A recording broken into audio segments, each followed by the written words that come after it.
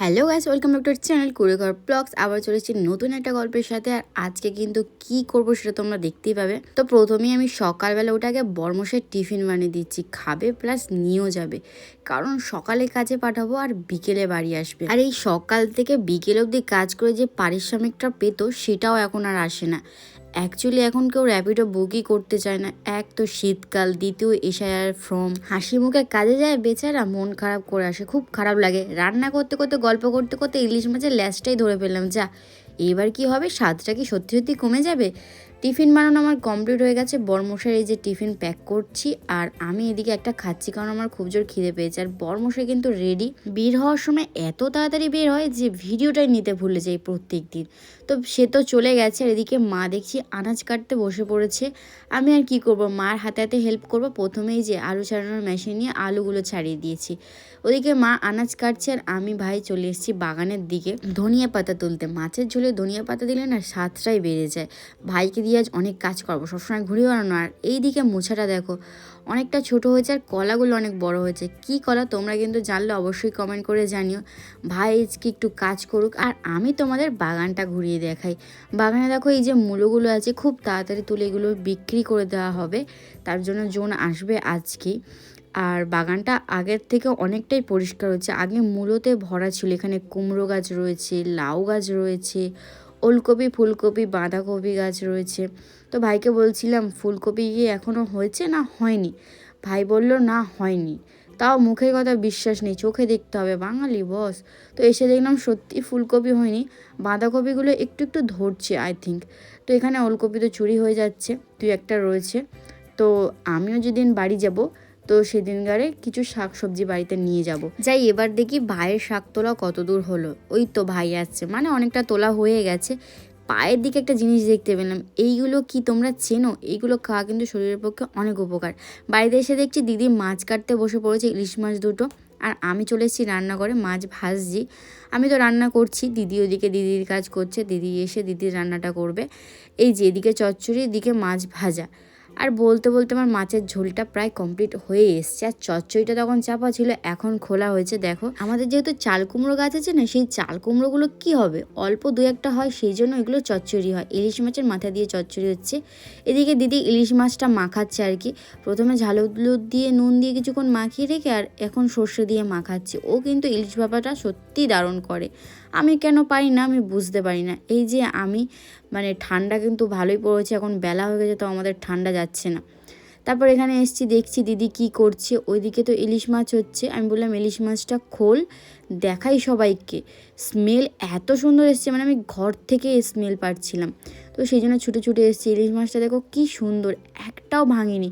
এটা অ্যাকচুয়ালি জ্যান্ত ইলিশ ছিল, যে পুকুরে তো ইলিশ মাছ হয় না, নদী থেকে ধরেছে, সে সঙ্গে সঙ্গে দিয়ে গেছে আর কি। তো যাই হোক, এখানে দিদি বলছিল আমাকে মানে নুনটা চেক করার জন্য, সেটাই আমি আর কি চেক করব।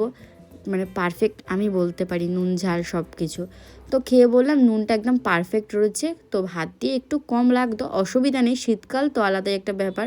তুমি স্নান করে এসছি, এসে প্রথমে এই যে বোরলিন মুখে মেখে নিচ্ছি। এখন শীতকালে আমার মুখে কোনো কিছু টেকসই খাচ্ছে না বোরলিন ছাড়া। এরপর আমি চলে এসেছি খেতে। বরমশাই তো আজকে নেই, একাই খেতে হবে। সবার প্রায় খাওয়া হয়ে গেছে। আর এদিকে দেখলাম ইলিশ মাছের তেলও আছে। দিদি বুদ্ধি করে তেলটা তুলে রেখেছে, ইলিশ মাছের তেল দিয়েই ভাত খাওয়া হয়ে যায়। তা বলে কি অন্য কিছু খাবো না, ইলিশ মাছের তেলও নিয়েছি। এই যে বড় মাছের পিসটা, যেটা আমার ফেভারিট, এটা না নিলে তো আমি আফসোস করতাম। আর এই যে তেলপোটা চচ্চড়িটা নিয়েছি, এই তেলপোটাটা জাস্ট অসাধারণ খেতে, সত্যি বলছি। ইলিশ ভাপাটা তো সুন্দর হবেই। খাওয়া দাওয়া করে মনে পড়লো আজকে তো মা ডাল ভিজিয়ে রেখেছে, ডালের পিঠে হবে। এই পিঠেটা তো অসাধারণ খেতে, ঠাম্মা ডালটা ধুয়ে দিচ্ছে। এরপর এটা আমাকে বাটতে হবে। এদিকে ভাই টমেটো কাটছে, ভাইকে বললাম মিক্সির জ্যাকটা গুঁজে দিতে, আমার হাত ভিজে। ভাই দেখছি একবার বেটেই দিল। আমি বললাম বাটছিস যখন ঢাকনাটা খোল দেখি কেমন হয়েছে। মানে একটা গুড়ি গুড়ি ভাবটা থাকলে না সুন্দর হয় জিনিসটার, স্মেলটাও কিন্তু দারুণ বেরিয়েছে। তারপরে দেখছি গুঁড়িই আনা হয়নি। বড়মশাইকে ফোন করলাম, বড়মশাই বললাম আমি বাড়ির কাছে এসে গেছে, তাই জন্য বড়মশাইকে বললাম তাহলে চলো তুমি আর আমি গিয়ে ঘুড়িটা কিনে নিয়ে আসি।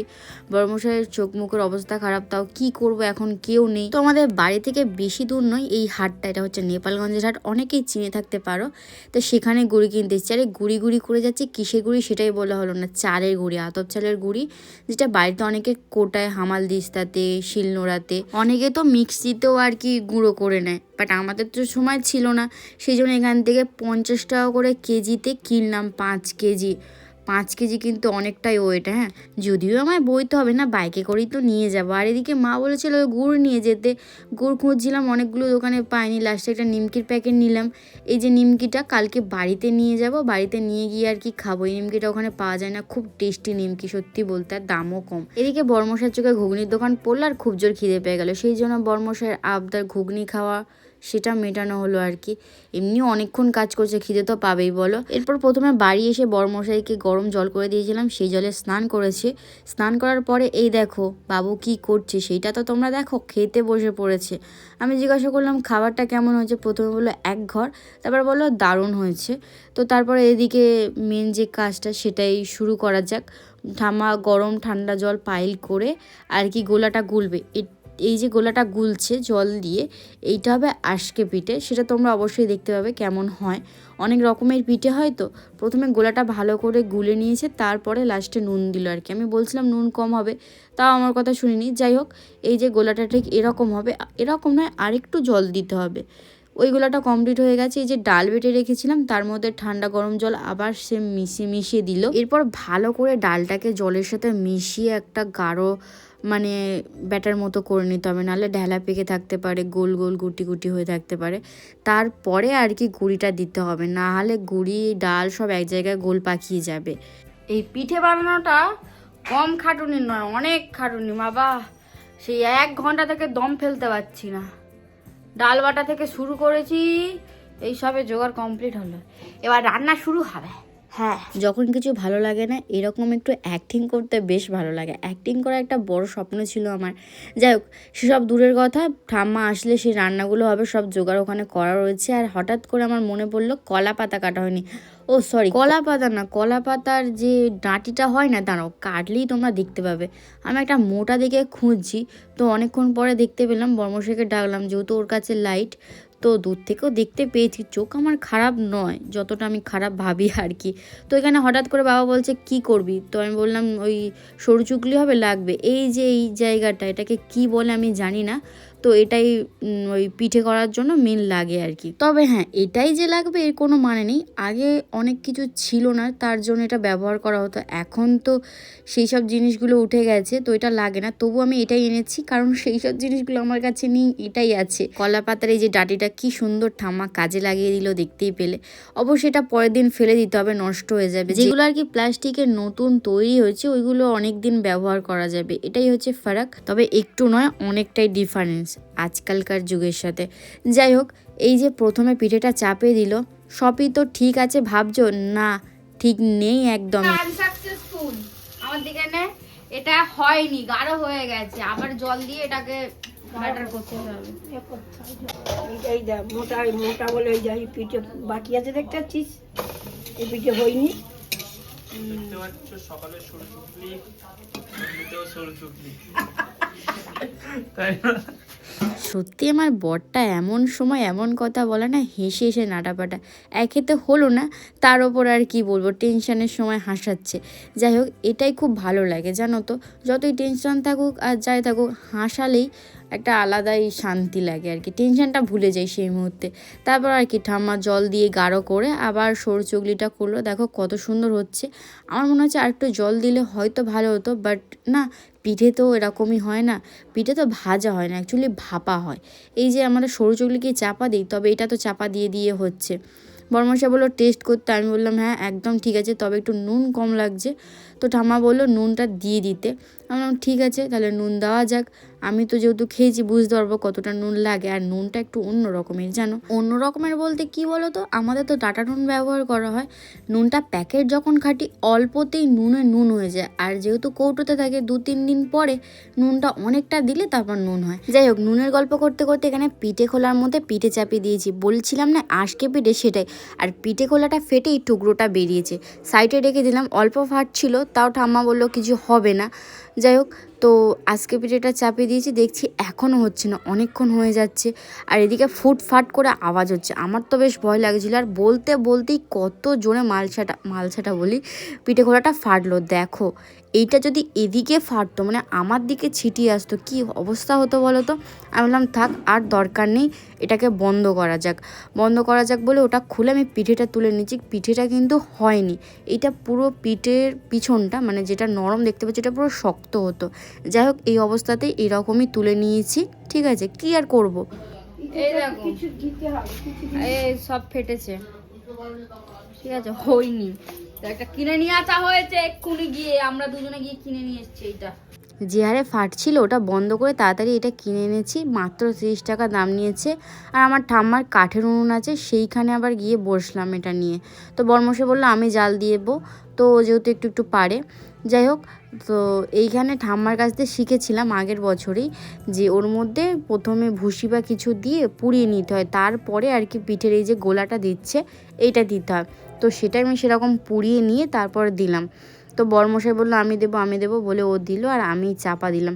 এবার এটা হোক, বরমশাইকে বললাম ভালো হবে তো, ও বললো হ্যাঁ এইবার ভালো হবে। তো এই যে প্রথমে হয়ে গেছে অনেকক্ষণ পরে, তো দেখো একবারে উঠে গেছে, কি সুন্দর হয়েছে, ঠিক আছে। তো এটা তুলে নিলাম, তারপরে আর একটা মানে হয়েছে ছেড়েছি, সেটা আবার বসে গেছে, মানে আমারই দোষে, কারণ এখন একটু বাকি, আর হয়তো 2 মিনিট মতো হলে হয়ে যেত। আমি একটু তাড়াহুড়ো করে আর কি তুলছিলাম, সেই জন্যই চোগলা উঠে গেছে যেটাকে বলে। পাকামো করলে যা হয়, ধৈর্য নেই না আমার, সত্যি বলতে এক ফোঁটাও ধৈর্য নেই। আমি ভাবছি কখন হবে, এখানে বসে বসে আমার জাস্ট বিরক্ত লাগছে, বসার ঠিক মতো জায়গায়ও ছিল না। তবে এই পিঠেটা গুড় ছাড়া খেতে একদম ভালো লাগে না, আমার মার যে কি ভালো লাগে বুঝি নাই বাবু। এদিকে বরমশা বললো এবার আমি একটা তুলবো, দেখো তুলছে, কি সুন্দর উঠেছে বরমশাইটা, ওয়াও। আর যেগুলো করেছিলাম সেগুলো সব নিয়ে চলে গেছে খাওয়ার জন্য। এই দেখো বলছিলাম না পিছন পিঠটা পুড়ে যাবে, সেই যে পুড়ে যাবে। যাক, যেটা বলছিলাম সবাই খাওয়ার জন্য নিয়ে চলে গেছে, এখনও কখন যে হবে, একটা প্রায় 10 মিনিট করে লাগছে।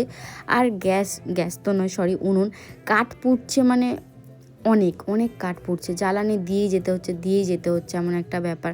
তো বড়মশাই বলছে আমার করতে বেশ ভালো লাগছে বলে করে যাচ্ছে। এদিকে সারাদিন কাজ করে এসছে, কষ্ট তো হচ্ছে। আমি বললাম আর বেশি করতে হবে না, এটা করে উঠে যাব। তো বললো না আর দুটো করবো। তো দেখো কি সুন্দর উঠে যাচ্ছে বড়মশাই যেগুলো করছে। ও ঠিক টাইমটা কি করে বুঝতে পারছে আমি জানি না, আমি তো খালি ধৈর্য নেই তোলার জন্য ব্যস্ত হচ্ছে, এরকম একটা ব্যাপার। তো বড়মশাই দেখো একাই তুলছে, একাই ছাড়ছে, একাই সব কিছু করছে। আর আমি শুধু বসে বসে ওকে দেখছি আর পিঠেটা দেখছি, আমি কোনো কমবেন নেই, আর আমার কোনো ধৈর্যও নেই সত্যি বলতে। যেহেতু বর্মশাই কাজবাজ করে এসছে, বর্মশাইকে বললাম আর ওখানে থাকতে হবে না, এবার চলো গ্যাসে করব, যাই হোক হবে দেখা যাবে। আর আমি একটা পিঠে নিয়ে চলে এসেছি, একটা আজকে পিঠে আর একটা সরু চুকলি, আর একটু গুড় গরম করে নিয়ে এসেছি আমি, কারণ কি বলবার বাড়ির কাজের লোক কম আছে না, সব আমাকেই করতে হবে দায়িত্ব নিয়ে। তো আজকে পিঠেটা গুড় দিয়ে খেতে জাস্ট সুন্দর লাগে, শুধু খেতে আমার একটুও ভালো লাগে না, সরু চুগলিটা তো অবশ্যই গুড় দিয়ে অসাধারণ খেতে। আমি তো পিঠে খাচ্ছিলাম, বর্মশাই এসে দেখছিল কত কি বাকি। এই যে আজকে পিঠেটা এনে এপারে বসিয়েছি, কিন্তু এই গ্যাসটার একটা সমস্যা, এক সাইডে আগুন যাচ্ছে এক সাইডে যাচ্ছে না, সেই জন্য আজকে পিঠে ঠিকঠাক হচ্ছে না আর কি। আর খোলাটাও হয়তো ফাটছিল। তো ঠাম্মা করতে করতে হাঁপিয়ে গেছে, কতক্ষণ সেই সন্ধ্যে থেকে এখন প্রায় 9:30 মতো বাজে, এখনও দেখো আমাদের আজকে পিঠের গোলা কতটা, সরু চুগলির গোলাটাও অনেকটা। আর বড়মশাইকে জল আনতে দিয়েছিলাম, জল ভরে দেখো কেমন পাগলের মতো গান করছে। আর এর মধ্যে একটা কাণ্ড ঘটে গেছে, এই যে নতুন খোলাটা যেটা কিনে এনেছি সেটা ফেটে গেছে। বড়মশাই বলছে কেন, আমি বললাম কেন আবার কি, ফেটে গেছে গ্যাসে উনুনে করছিলাম বলে। তবে এইটা কিন্তু এখনও স্ট্রং রয়েছে, এর মধ্যে দেওয়া রয়েছে, দেখো প্রায় হয়ে এসছে। মানে এই পিঠেটার নিয়ম মানে হয়ে গেলে এই যে উঁচু উঁচু হয়ে আছে এরকম হয়ে যাবে। তো আমি ভেবেছি হয়ে গেছে, কিন্তু না, এটা হয়নি। মানে আমাদের ওভেনের আগুনটা এক সাইডে, তো এক সাইডে হয়েছে, এক সাইডে হয়নি। এটা আমার কি দোষ বলো তো? আমি জোর করে করছিলাম, তারপর সবাই বলছে হয়নি হয়নি, তাই জন্য আবার চাপা দিয়ে দিলাম। তো যাই হোক, আমাদের পিঠে করতে আর ভালো লাগছে না। এই যে এত পিঠে, আর ঠাম্মার এদিকে হয়েই গেছে, দেখো একটা কড়াই হচ্ছে আর একটা রেডি করছে। আর আজকে পিঠের গোলা এখনও কতটা রয়েছে, এটা ফ্রিজে ঢুকিয়ে দেবো, আর ভালো লাগছে না। আর হ্যাঁ, পিঠের মধ্যে অনেকটা পিঠে ঠাম্মার বাড়িতে পাঠানো হয়েছে, আর আমার মা, পিসি, ঠাকুমা সবাই খেয়েছে। তো এই কটা আজকে পিঠে রয়েছে আর ওই কটা সরু চুগলি, সবাই খেয়ে দেয় আর কি রয়েছে এগুলো, আর আমরা খাবো। তোমাদের ভিডিওটা কেমন লেগেছে অবশ্যই করে জানিও, লাইক কমেন্ট শেয়ার সাবস্ক্রাইব করে দিও। দেখাবে নতুন গল্পের সাথে, টাটা।